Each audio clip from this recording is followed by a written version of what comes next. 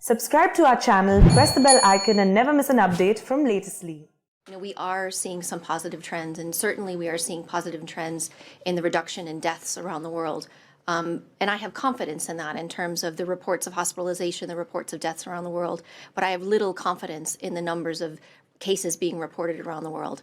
The sheer fact that we have had massive changes in testing strategies, huge reductions in the numbers of tests being used around the world, we have very little confidence in what we are actually seeing in the trends in terms of cases. So on the positive side, we do see a change. We're in a different phase of this pandemic, certainly, but we are still very much in the middle of this pandemic. And this is still a global problem when we have huge numbers of people who are dying that are dying unnecessarily.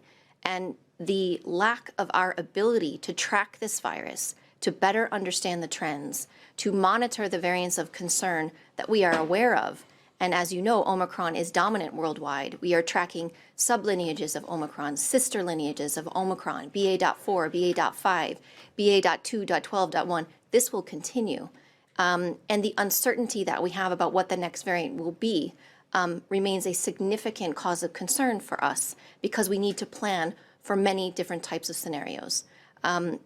Again, on the positive side, we have tools that save people's lives, but we need to use those tools strategically and appropriately. Vaccines are saving lives, but they are only saving lives in the people that they reach.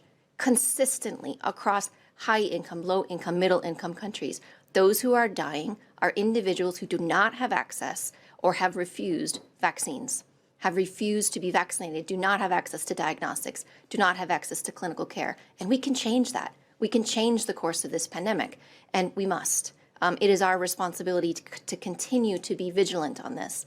And we also recognize the sheer fatigue that everybody feels in wanting to not talk about this anymore in the face of so many other challenges that exist. But again, this is our responsibility to ensure that there is vigilance for this particular virus because of the threat of variants, because of the threat for post-COVID-19 condition or long COVID, which we are just learning about, really starting to understand. And we really need to use the systems that have been put in place and enhanced for COVID-19 for this current threat, as well as the threats we just talked about with Ebola and with other infectious diseases that are circulating.